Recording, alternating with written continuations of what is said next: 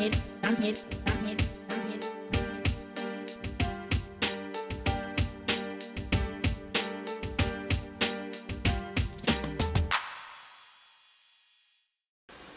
to another episode of Free Your Mind. I'm your host, Daniel Kofi Ampon, as you guys already know. We've been shooting this show for a while now, and so far, we've been getting the right feedback from everybody else's. And, we have to appreciate everybody that's been supporting. Thank you, and keep watching, and keep sharing. Because, this is why we shoot this. We shoot this to make sure everybody learn from us, and hopefully we're teaching everybody something about life. Today, we have the one and only Rasie. Rasie's in here. Rasie, how you doing? I'm doing great, Danny. So nice to see you. Very, Thanks very for nice. having me here. Well, thank you so much for coming.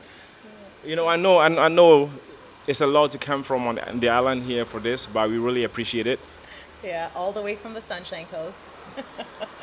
How was it coming down today? It's actually there was not much traffic, which was really nice. But we had with my husband and my newborn, we had to stop probably 2 or 3 times. Yeah. Okay. She's like, let me take a break from the sitting in the car seat, and we got to go with her schedule. You guys had to hop on a ferry, right? Yeah, Okay. we did. Yeah, And we really appreciate you. yeah, no doubt. So let's get on it. Let's go on it. And Okay. yeah, Rasie is a life coach. She's a writer. She's been doing this for a long time. And it's a privilege having you on here. So Rasie, if you want to tell people a little bit about yourself and see what you do and what your book's about. Yeah, for sure, Danny. So I was born and raised in Sierra Leone, West Africa. And I always say this when I start, when I'm speaking anywhere. I'm very grateful for my ancestors, for the fact that they stood up for what they believe in, paved the way for the greater good and used their voice to help us pivot. As a result of their actions, I am here with you today, and I don't take that for granted. So I'm from Sierra Leone, and I grew up in Canada, moved here on refugee status, and worked my way through leadership, the various leadership roles at McDonald's, Starbucks, Vancouver International Airport, and Reitmans, and then I worked at ISS of BC as well, working with immigrants. And then I pivoted into being fully self-employed. But for about 9.5 years, I worked full-time, in my various leadership roles while building on my business, which is leadership coaching, book coaching. So I work with organizations and schools with supporting them with leadership training and development. Yeah. And then I support aspiring authors with their book development process.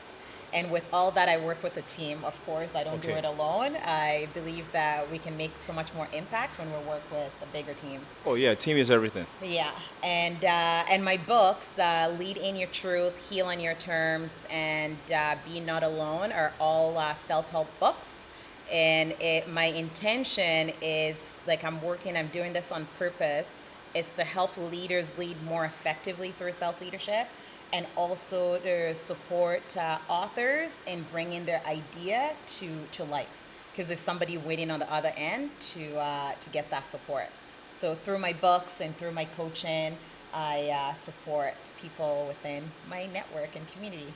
So, people that don't know Sierra Leone was part of this. They had a civil war back in the days with True Liberia. They had the same problem. Mm-hmm. And not everybody was able to make it out of it. So everybody that was made up here, it wasn't that easy. Mm-hmm. I know life was very tough because growing up in Ghana, I saw all the events going on. Mm-hmm. But like I said, we are fortunate enough that Ghana, we have been having any problems. So, I know it's not that easy.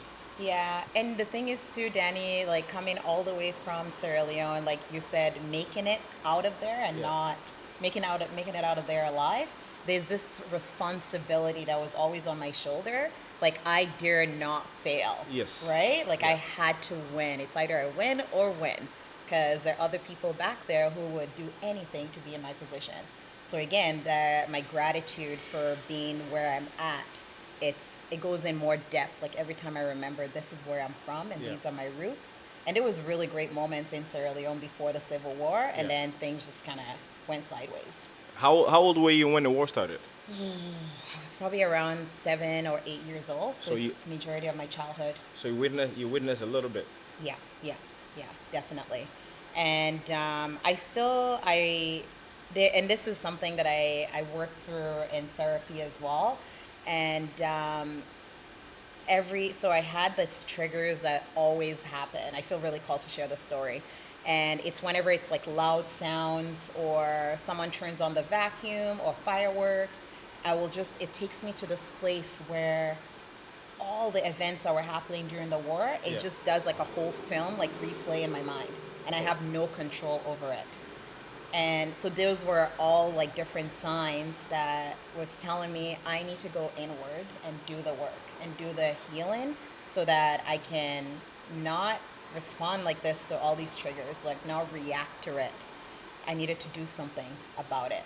Wow. And that's from childhood, and Yeah. some of it I didn't even remember. And when it plays in my mind, I'm like, oh, I saw that when I was 8 years old. Wow. Yeah. I know. That's very, very tough.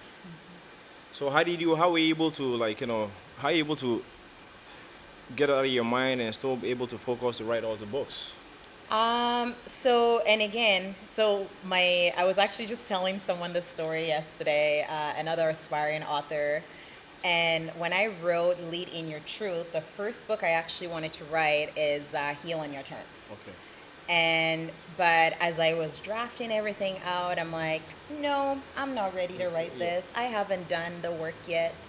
And the thing about when you write a book, it's you writing it for yourself first as an author. Yeah. And then the second part is for your readers to pick it up and be impacted, right? Get a lot of value from that book when it's a self-help book. And for me, when I pause and ask myself, I'm like, I haven't started the healing process. I can't put this book out there because people are going to be sending me messages. Yeah. Like I get messages all the time. This is how your book has impacted me. And even before people share, like they'll tell you their life story, and sometimes it's very heavy. Yeah.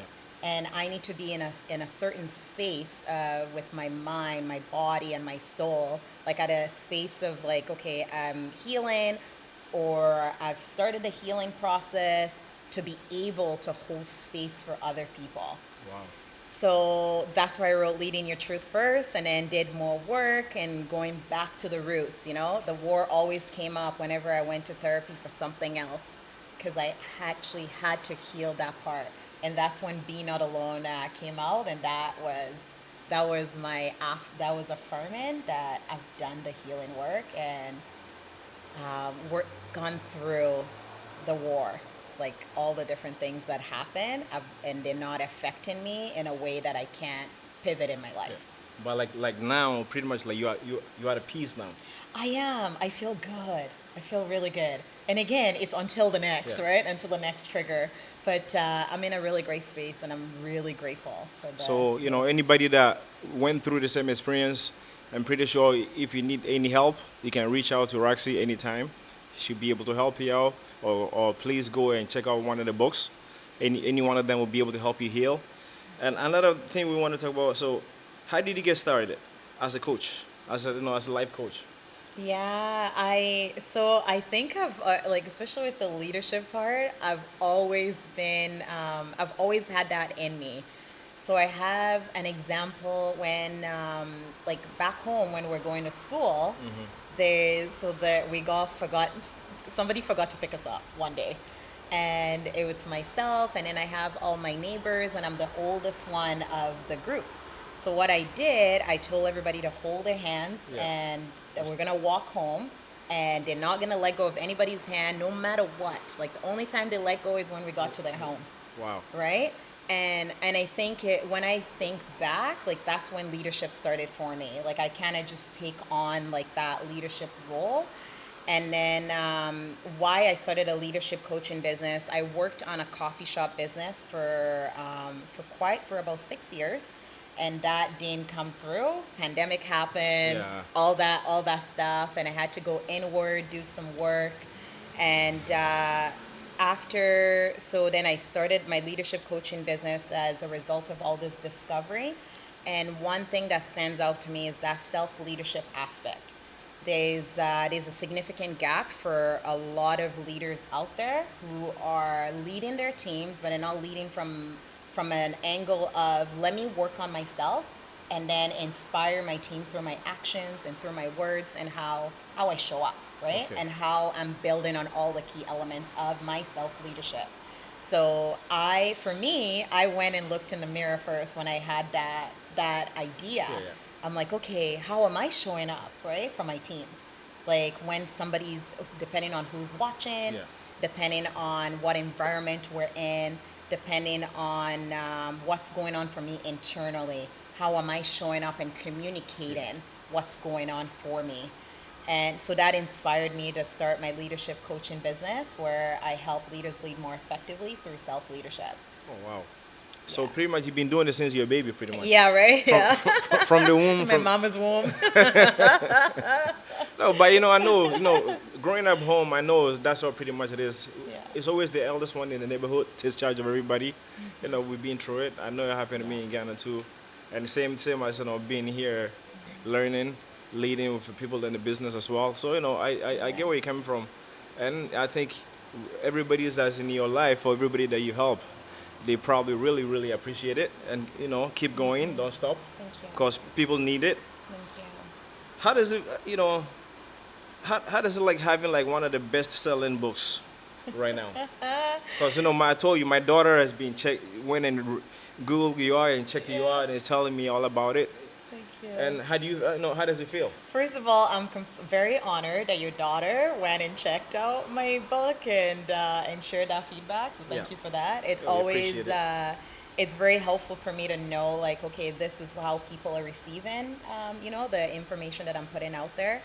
It feels amazing, and for every single book that I've written and gone through that process, there's transformation that happened. The growth is abundant, like in so many different ways.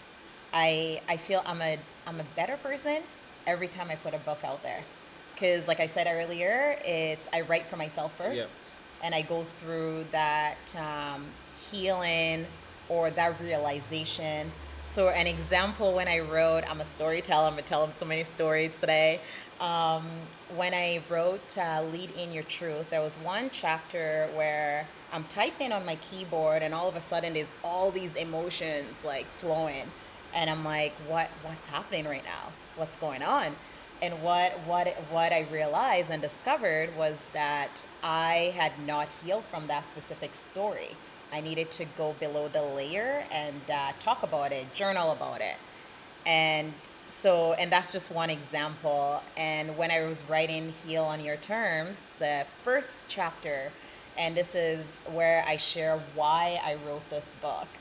I remember after writing that, I cut out everybody for like 24 hours. I needed to just be alone with my thoughts. I needed to just cry, do the loud cry, and just let all the emotions out and just let things flow through that needed to flow. And that was the only way I was going to be able to write that book, because I needed to go through. I feel it. So when Exactly. people are reading, they can feel the pain, they can feel everything else. No, I know writing must be tough. So how about for someone that's never written a book, what's the first thing you can tell them if they want to follow in your footsteps, if they want to write? How, what kind of stuff did they go through? What kind of... Ooh, that's like a whole, could write a whole book on that. But one thing I always say to every single aspiring author and writer is, if you were to go to the top of a mountain and you are looking down and you're seeing all the people who need to receive your message, Yeah. no matter how many that number is, it could be billions, it could be millions, whatever it is, and think of that one message that you need to deliver and these people need to receive this message, that's where you start. Okay. That's what information needs to go out there. That's the value you need to share. That's a story that needs to be told. Wow. Yeah. I never see it like that. I guess that's probably why I'm not a writer. Me, I'm more like a speaker. I can talk off my mind, but writing is harder. I think if I could talk and somebody could write, I Yeah. think that would be better for me. There's ghostwriters. Oh, There's that really? option as well. Yeah. See, there you Yeah. go. Next, Yeah. my next book is coming out. Yeah. Ghostwriter. Don't Stay don't tuned. forget. Stay tuned. so what do you prefer? Do you prefer coaching or you prefer writing? Oh my gosh, that is such a hard question. Yeah, that's a tough one because they're very different. That's a tough one. I don't know if I could actually choose. Because if I was to choose, I'd probably write. Probably right. Like I'm just thinking back to when I thought to myself, if I was to do anything for the rest of my life, what would it be? I would probably just write, definitely, because there's a lot of transformation that's happening for me. And then with coaching, it's all the focus 100% is on my client, Okay. right? Is helping them discover, help them through, this is how I usually describe coaching. It's, I have blinders on, and me and my client, we're going through this dark tunnel, and they're telling me, okay, this is what I see, and then I ask questions to help them through the tunnel. But I would definitely say write. It's just so much that I discover every single day from writing. I don't know if I'd give that up. Okay. I guess Yeah. no. I get where you're coming from. Yeah. So what is the most heart-friendly stuff that you wrote, and up to today people call you about it, and there's still people come and tell, oh, I wrote your book, I saw this quote, I saw this page, and I felt the emotion. Keep believing in yourself, because when you do, it inspires other people to do the same. And that's from lead in your truth. Okay. I've had like people share on their story, or someone send me a screenshot or a photo of it in leading your truth. And for me, that quote, it's again, I think I wrote that quote for myself first, because I had to do that work to believe that things are possible, especially even with entrepreneurship, going into self-employment. There's a lot of doubts out there, right? Yeah. From myself, and then from people within my closest groups, right? Like it's like I had that happen. I even had one of my friends was like, "Why don't you just continue working 9 to 5?" Nah. And I was heartbroken when they said that. I was like, "Girl, I'm working so hard, yeah. working full time and growing my business, and that's the best comment you can Yeah. come up with." But yeah, then we kind of shifted. Relationships shifted after that. But I think when we believe in ourselves, and how I do that for myself is writing what I need to believe, writing it down, and saying it every single day on repeat until I start to attract the things that help me believe in myself. And what I do, I inspire our youth, I inspire other leaders, authors to believe in themselves, because that's where it starts. Okay. Yeah. So anybody that you're listening and watching, like you have to know everything you want to do. You gotta believe in yourself. If you don't believe it, there's no way you're able to do it. There's doubters in everything that we want to do. But in life, what I've noticed from myself and everybody else is, if you believe in anything that you want to do, it will work. If you don't Yes. believe in it, there's no way. So if you want to climb the mountain, you gotta start from the bottom, but eventually you'll get there. You just gotta keep believing. And what is the most important thing that you've done for somebody that people still keep coming about? I have a soft spot for our youth. Okay. So I founded a youth leadership training society in 2022. It's called RB Jumpstart Mentorship and Yeah. Youth Leadership Training Society. And what I love about that experience, it's just seeing the ripple effect happen for the youth who participated in a mentorship program, and seeing them, that was 2022, 3 years later. Yeah. And now, they're leading their own organization, they're running their own nonprofit, or they're starting like a youth leadership initiative in their community. And these are youth who are in different countries across the world. I would definitely say that's a big part of my legacy, and just seeing them impact other youth, and then they're continuing that work. And that's the idea, right? It's Yeah. not just what I've like supported them with, right, with that growth, but they're taking it back to their community and supporting their community. That's the main goal. So you've helped them. Yeah. Now they're in the process of helping other people too as well. Yeah. And no, I like that. Yeah. I like that. I And- really like that. And Danny, in some moments too, like when I've shared this with the youth in my mentorship program, when I wake up in the morning and if I don't feel inspired, and that's like very, very seldom, like it barely ever happens. But when it does, I think of our youth. Okay. It's like, okay, what would I say to them right now while I'm in this moment? You gotta tell them, never quit. You gotta keep going. Gotta get up. Yeah. In life, you Yeah. don't quit. Yeah. No matter the circumstances, Yeah. that's what I always tell everybody else. No matter the circumstances, you gotta keep going. Because Yeah. once you are at the point that you give up, pretty much you've been defeated, and nothing else will work. What is your favorite book you've written, and or a project that you've worked on? Okay, I do love all my books. I read them. I read them at least like once every 6 months, for sure, because it inspires me as well. Like each time I read, I take something away.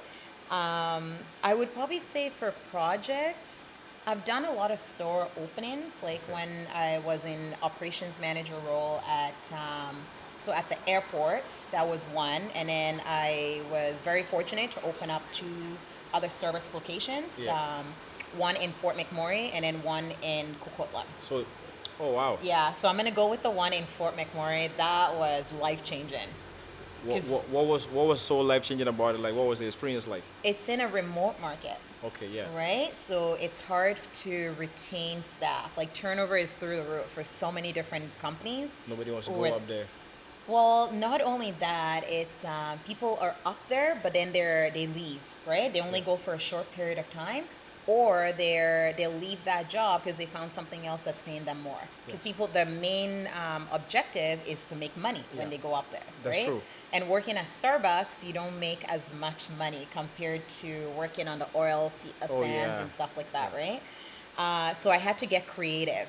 So I was part of the opening from the start as the operations manager and bringing my team together. And one thing that I did, two things actually, that was really important is getting to know my staff, right? Like on a personal level. And you can totally relate to this. Oh, I yes. see you display that when Yeah. I come into the barber shop, and it's absolutely beautiful. Thank you. And the other part is also working around their schedule. So working my business around their schedule because I don't have a choice. Yeah, you have to be able to Like, make it work. You gotta be able to exactly. balance. Yeah. So I had some staff who would work, only in the mornings, only in the evenings. But either way, I had the lowest turnover Oh, wow. compared to So other people remote actually market. stayed. Exactly. So you influence people's life and changing people's lives. Yeah. But and Wow. again, it's meeting people where they're at. That's true. Yeah. And then keeping them going. Yeah. How about now? Now you're in a different stage right now. Now you're like you're a wife. You're a mother now. How's motherhood? It's wild. How's it going to right in the motherhood? Yeah, it's that's the best word I could use to describe it. It's wild. It's I feel very blessed. Okay.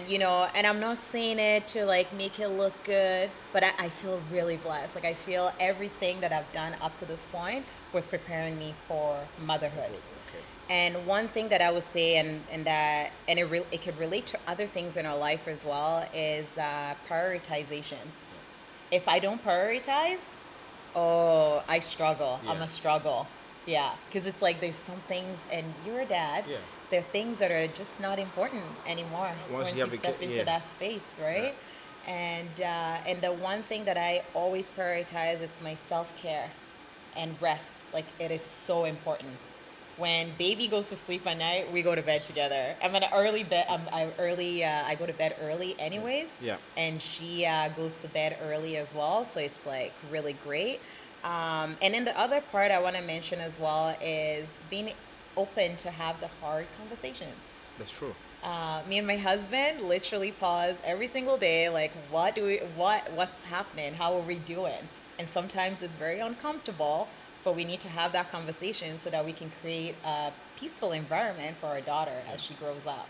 So what can you tell young mothers that can balance work and life? What advice do you have for them? Ask for help. Ask for help. Like I would say that's the one big thing. So while I was pregnant, I remember like having like a whole calendar of when because we live on the Sunshine Coast. Yeah. And my husband's family are in Vancouver, and we have a community in on the Sunshine Coast. So on the calendar, like all my besties and stuff who are in Vancouver, I was like, okay, well, weekend, do you want to come up and support us a little bit?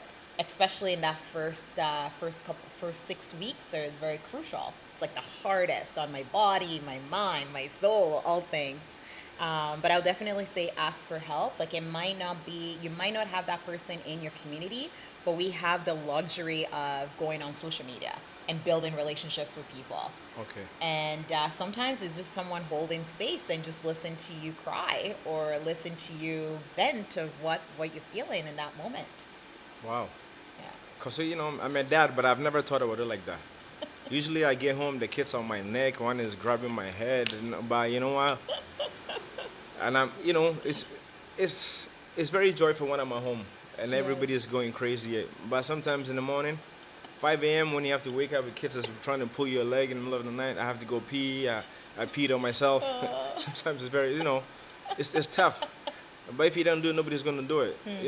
We never had the chance to do it because my dad was here and I was in Ghana, so I never got a chance to do it. So I really really enjoying this now, and hopefully, you too as well. Oh yeah, every moment. I really intentionally soak in every single moment as much as I can, and I love the fact that I work from home majority of the time. What advice do you have for young women that don't have the privilege of having somebody in the house with them? Because I know, not everybody's privileged enough to be able to have a husband or somebody close to them through the pregnancy, to the baby, and through giving birth. Any advice? Yeah, it's go out and find your people. So I'll give an example, it's not from motherhood, but in regards to healing. Yeah. When my first husband passed away in 2018, when I looked around in my close circle, no one had experienced grief in that. I don't want to say depth because I don't want to compare it, but no one has experienced that kind of grief, right? Like losing a partner. And I had to go outside of my circle to find that community, right? Yeah. And also ask my people in my circle, like, hey, do you know someone who has experienced this? I need them in my circle. And then also utilizing Instagram, Facebook, and LinkedIn to connect with people who are actively sharing out there that they're widows. Oh wow. Right? And the idea for me is like, I don't want to go through this alone, but at the same time, I need to speak with people who understand what I'm going through. Somebody that's been there before. Yeah. And I remember another widow who held space for me for an hour, Danny. And all I did was, it was silence. I was just cry, and then I stopped crying, and I'm just breathing, coming back, and then I cried again. And I'm still very, very grateful to Tosin for that. Wow. Yeah. I didn't even know that part about you though. Yeah. And you don't talk about it in your book. Yeah, in Healing Your Terms. You Yeah, do. the second one. Yeah. Okay. I know you've read the first one. Yeah, because you gave it to me and I read it. And I'm trying to get my kid into reading. Kids always want to be on the phone. Yeah. But Give when them a book. I tried. Yeah. So that's what I told her about you. What did she do? She went on Google on her phone. Oh, okay. Have you seen this? I'm like, okay. So that's good. I'm learning a little bit about my kids as well. At the same time as talking to you about this. So what was the most scariest part about growing up back home, like during the war and everything else, and being able to come here? What advice can you give people that have experienced this, that don't know, that cannot talk about it? Because I talked to Dashius, he went through the same situation in Liberia, and he said the best way was every day waking up in the morning, going to the gym, from the gym going to wrestling and doing this. But now he has dealt with it now. It's you get into a different space. You operate different when you've dealt with that trauma. It's so, like, it controls you, right? Like, I remember not enjoying going to fireworks because it reminds me of gunshots. Wow. Right? And I remember we were in Fort McMurray, went out with a bunch of friends, and there was like a drive-by shooting, targeted, right? And when it happened at first, I was just in shock. Yeah. And I'm trying to make sure everybody's okay. And then about an hour later, I just started hyperventilating and cry. It has so much control over me at that time. And, and choosing to journal about it choosing to talk to other people who have gone through it, and choosing to make that call to a therapist and or counselor and having that conversation. Like, this is what's going on, and I needed to build my toolbox so that I can help myself through each trigger that comes up. And I can't even imagine not healing. Like, I can't even imagine being in that space because I'm not able to do all the work that I'm doing on purpose. I'll be getting stopped at the tracks every time from that experience. You know, wow. You know, Yeah. with black people, people don't like to talk about their feelings. Sometimes we ball it inside, and then Yep. one day, psst, it Yep. blows up. You know, you know, where can they get help? What places can they go? Is there any places you can tell people that need some all this help? Where to find help? So, okay, so this is another thing that so I worked for different companies and corporations for a Yeah. while, and there was always that option to get support from, the help number, right? Oh, it's like a phone number. Yeah, for a counselor, and a lot of black people have that opportunity Yeah. within the companies that they're working for. But they don't know. Either they don't know, or there's that stigma around it that, oh, it's a weakness if you go and get support, if you go and talk to somebody. And when I still remember when I put the number in my phone, I put it as happiness consultant because I was Okay. embarrassed. I didn't want somebody else to see the number that say it's a therapist and then think different of me. Yeah. So, and that's what a lot of black people are experiencing, right? But until we deal with it, it comes up in different forms, Yeah. right? Like, we get angry at people, or we abuse alcohol, or and different things that are abused, or we live in the life that we don't want to be Yeah. in. Yeah. Wow. So if you're watching at home and you have any issues with yourself, you're dealing with stress, dealing with all this stuff, I think the best issue is that there's a phone number. You can always go online. You can always Google. It depends where you live. Please go out and get help because we all need it. You know, in this life, we don't know what people go through, but there's so many places you can go. You can get help. If you want to join a soccer team, join a basketball team, go to the gym, do anything to express your mind, because life is too short. Don't keep it inside, and later on, yeah, you take it on your partner, take it on other people, or like she said, alcohol abuse, drugs. This is the reason why people go through this, but sometimes we don't know. We see somebody going through stuff, we see somebody outside, we blame it on the drugs, but sometimes you don't know that all this thing people are going is coming deep thoughts or deep feelings. So hopefully, if you watch this episode and you need some help, you can go ahead and get some help. If you live in any city that you live in, you can go out and get help. So Roxy, how can people reach you? Oh yeah, I'm in many places if you Google my name. But definitely LinkedIn and Instagram. You can find me on there. Feel free to send me a message. Let me know how this conversation inspired you and what you took away from it. I always love the feedback. So definitely on LinkedIn and on Instagram. And what's your Instagram? Oh yeah, rb.jumpstart.coaching. Yeah, we put at the And bottom. yeah. And then you can search my name, Rasie, Rasie, and it'll come up for LinkedIn and stuff like that. Yeah. Okay, everybody, thank you so much for watching. And Roxy, we really appreciate you coming, taking all this time out of your life and coming to help us out. And hopefully, this episode, somebody might learn from it. And anybody that needs help, please reach out to Roxy. If you need a life coach, you need anything, please reach out. We're here for you. Thank you very much, and that's a wrap.